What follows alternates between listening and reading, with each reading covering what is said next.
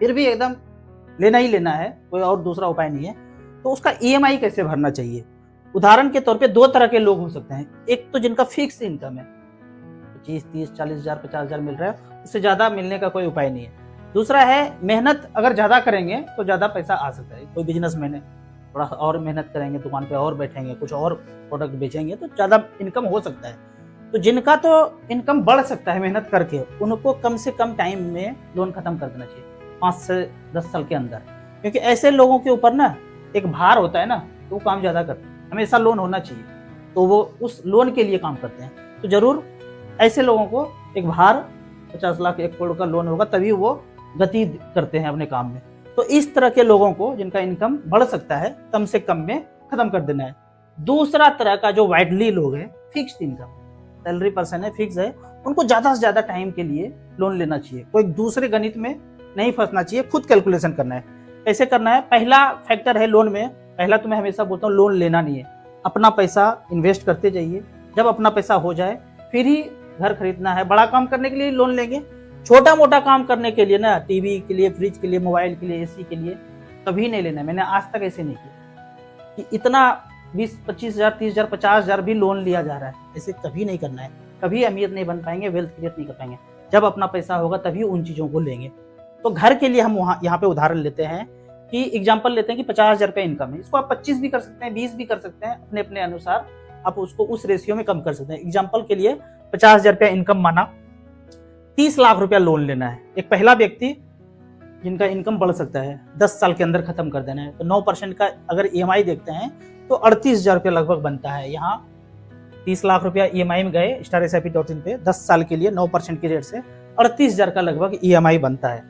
तो ये 10 साल में खत्म हो गया। लेकिन यहाँ पे दूसरे तरह के लोग जिनका इनकम कम है, मतलब 50 हजार ही सैलरी है, तो कहाँ से 38 हजार दे सकते हैं?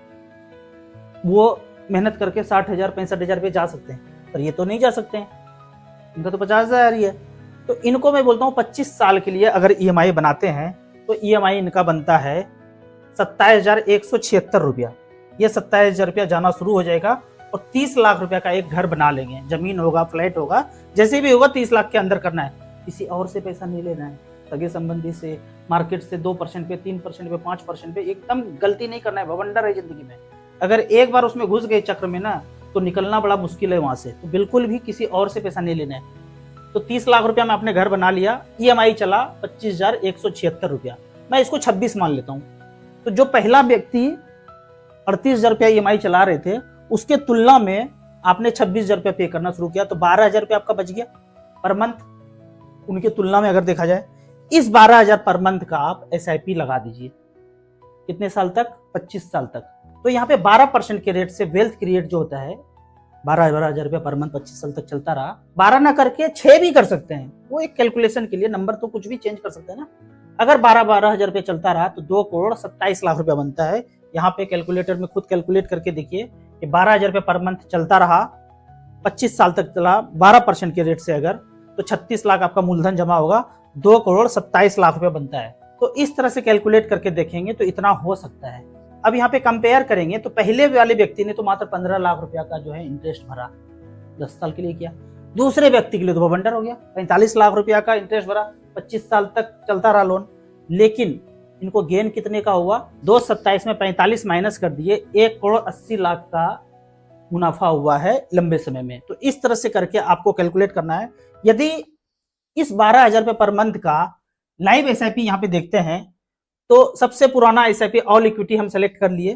पिछले 25 साल में यहाँ पे 10 हजार रुपया ही सिलेक्शन है, 12 हम दूसरे पेज में दिखाएंगे। यहाँ पे हमने AUM वाइज सेलेक्ट किया है। तो पहला जो है HDFC फ्लेक्सी कैप 69,000 करोड़ का AUM है यहाँ पे। दूसरा है 36,000 करोड़ का। तो यहाँ पे 10-10 हजार रुपया पर मंथ करके गया, तो 30 लाख रुपए 25 साल में जमा हुआ है और 5,74,00,000 बना है। ये कंपेयर करके देखना है। तो मैं एग्जैक्टली 12-12 हजार रुपया गया तो कितना हुआ, AUM वाइज सेलेक्ट किया। पहला HDFC flexi cap, return wise नहीं सेलेक्ट किया है, AUM वाइज, कि 12 हजार रुपया पर मंथ चलता रहा। पीछे ही दिखा सकते हैं, आगे का फ्यूचर का दिखा नहीं सकते क्या होगा, क्या पता किम जोंग कब बम पटक दे, पूरा धरती खत्म हो जाए। आगे का तो दिखा नहीं सकते, मोगेम्बो भी खेल ही रहा है। 2000 से लेके 2025 तक 25 साल बीत गया, तो टोटल जमा हो गया 12-12 हजार के रेट से उसको कंपेयर करने हैं आपको, एग्जैक्ट होगा हम ये नहीं बोल रहे हैं। 36 लाख जमा हुआ, 7 करोड़ रुपया बना के दिया है, 19.58% का रिटर्न जनरेट करके दिया है। अगर यहाँ पे दूसरे फंड का बात करें स्मॉल और मिड कैप में कैटेगरी में, Nippon India growth fund, same date 2000 से लेके 2025 तक, पिछले 25 साल में 12 हजार रुपया गया तो गया 36 लाख रुपया। इसने बनाया है 10 करोड़ 21 लाख, 21.82% का रिटर्न दिया है। और तीसरा फंड SBI का, हालांकि ये फंड मैं जस्ट कंपेयर करने के लिए बोल रहा हूं, आपको जब खरीदना है तो मिड कैप स्मॉल कैप ही खरीदना है अगर 20 साल 25 साल का होरिजन है तो। SBI का SBI लॉन्ग टर्म इक्विटी 2000 से लेके 2025 तक 12 हजार रुपया गया तो जमा 36 लाख हुआ, 3 करोड़ 16 लाख रुपए बनाए। इस तरह से कंपेयर करके आप लंबे समय के लिए लोन लेना है और घर के लिए ही लेना है, बाकी चीजों के लिए लोन नहीं लेना चाहिए। तो इसी तरह से आप StarSIP.in पे जाइए और अलग अलग SIP को कंपेयर करके देखिए। कुछ यहाँ पे कमेंट्स का बात करते हैं। पहला क्वेश्चन है, ये स्मॉल कैप म्यूचुअल फंड किस लोगों के लिए सबसे अच्छा रहता है? जिनका एज कम है और वेल्थ क्रिएशन का आपका टारगेट है, मूलधन थोड़ा सा कम भी कभी हो तो आपको धैर्य नहीं खोना है, जो लंबे समय के लिए वेल्थ क्रिएशन करना चाहते हैं। जिनको लगता है कि नहीं पैसा मुझे सेव करके चलना है तो स्मॉल कैप में नहीं जाना है, लार्ज कैप में जाना है, बैलेंस फंड में जाना है। लेकिन उससे भी अच्छा तरीका मुझे क्या लगता है, आप अपने पैसे को शॉर्ट टर्म डेट फंड में रखिए और वहां से जो बढ़ता हुआ रिटर्न है उसको आप स्मॉल कैप में जाने दीजिए। तो कॉम्बिनेशन शॉर्ट टर्म और स्मॉल कैप के बीच ही ज्यादा अच्छा है। आप कितना रिस्क ले सकते हैं इस बात पे निर्भर करता है कि पैसा सेफ रखना चाहते हैं तो STP कीजिए, रिस्क लेना चाहते हैं तो सारा का सारा स्मॉल कैप में जा सकते हैं। तो कम एज है, वेल्थ क्रिएशन करना चाहते हैं तो स्मॉल कैप। स्मॉल कैप मतलब सिर्फ स्मॉल कैप नहीं है, वो थोड़ा सा लार्ज कैप में भी लगाते हैं, मिड कैप में भी लगाते हैं। आज आपने स्मॉल कैप में लगाना शुरू किया, वो मिड कैप बनेगा कंपनी, वो लार्ज कैप बनेगा, जब बन जाएगा तो फंड मैनेजर उधर से इसको निकाल देंगे, फिर दूसरा स्टॉक लेते आएंगे। तो इस तरह से रोटेशन चलते रहता है। अगला कमेंट्स है, मैं केरला से हूं, आपका वीडियो में अमित जी का नाम आप हमेशा लेते रहते हैं। मैंने उनसे अपने भाई के लिए टीबी का ट्रीटमेंट कराया, बहुतों को दिखाया पर फायदा नहीं हुआ। अमित जी ने उनको ठीक कर दिया, कुछ डाइट कुछ काढ़ा से धीरे धीरे करके घर में ठीक हो जाता है, कहीं भी चक्कर लगाने की जरूरत नहीं है। अमित जी का नंबर इमरजेंसी के लिए या फिर लगातार चक्कर काट ही रहे हैं, जंगल भटक ही रहे हैं, ये नंबर सेव करके रख लीजिए डायरी में। चक्कर काटना बंद कीजिए, 1 सप्ताह जैसे बताते हैं अक्षर सा पालन कीजिए। कौन सा प्रॉब्लम है, छोटा है बड़ा है, ये सब भूल जाइए। बड़ा से बड़ा प्रॉब्लम को घर में क्योर कर सकते हैं। इन पे डायल कीजिए, सेव कीजिए। अगला क्वेश्चन देखते हैं, पूछ रहे हैं एक्सिस स्मॉल का NAV 107 रुपया है, बंधन का 43 रुपया है, तो कम वाला में इन्वेस्ट करना ज्यादा अच्छा हुआ। इसको ऐसे समझिए, ये तो 90% इन्वेस्टर का दुविधा रहता है कि कम NAV वाला ले लेता हूँ। 2 बनिया का दुकान है, एक एक्सिस का बनिया का दुकान है, एक बंधन का बनिया का दुकान है। ये छोटा सा रॉड, एक रॉड बेचते हैं लोहे का 150 रुपये का, और ये बंधन वाला बेचते हैं 10-10 रुपये का, लेकिन उसी रेशियो में लोहा का साइज थोड़ा सा कम होगा। तो ये आप अगर 15 बार पैसा दीजिएगा तो 10-10 रुपया करके 150 रुपया दीजिएगा तो इतना बड़ा रॉड मिलेगा, और यहाँ जस्ट एक बार 150 रुपया दिए तो रॉड मिल गया। तो कौन सा सस्ता है कौन सा महंगा है? आप कहेंगे दोनों बराबर है, उसी रेशियो में तो चीज मिल रहा है। जब आप 43, 45, 50 रुपया यहाँ इन्वेस्ट करते हैं तो फंड मैनेजर 50 रुपया ही आज स्टॉक में लगा रहे हैं। अगर आप 107 रुपया इनको दे रहे हैं, एक्सिस के बनिया को, मैनेजर को, तो 107 रुपया लगा रहे हैं, उसी रेशियो में पैसा लगा रहे हैं ना, तो कोई फर्क नहीं पड़ता है। फर्क इस बात का पड़ता है कि परफॉर्मेंस कौन अच्छा करेगा, इसको भी आप अंदाजा नहीं लगा सकते। इसलिए बोलते हैं 5-6 फंड में AUM वाइज डाइवर्सिफाइड करके लगा दीजिए। कौन अच्छा कौन बुरा पता नहीं, वो सोले के गब्बर की तरह, हमको कुछ नहीं पता, तब में लगा दिया। अगले क्वेश्चन की तरफ चलते हैं। NAV का दिमाग से झंझट निकाल दीजिए। क्वांट ELSS फंड को 3 साल से पहले स्टॉप कर सकते हैं क्या, और किस तरह से कर सकते हैं? कैसा क्वेश्चन पूछा। देखो, जब आप SIP करते हैं ना तो स्टॉप करना अलग बात है, पैसा निकालना अलग बात है, 2 एक्शन है।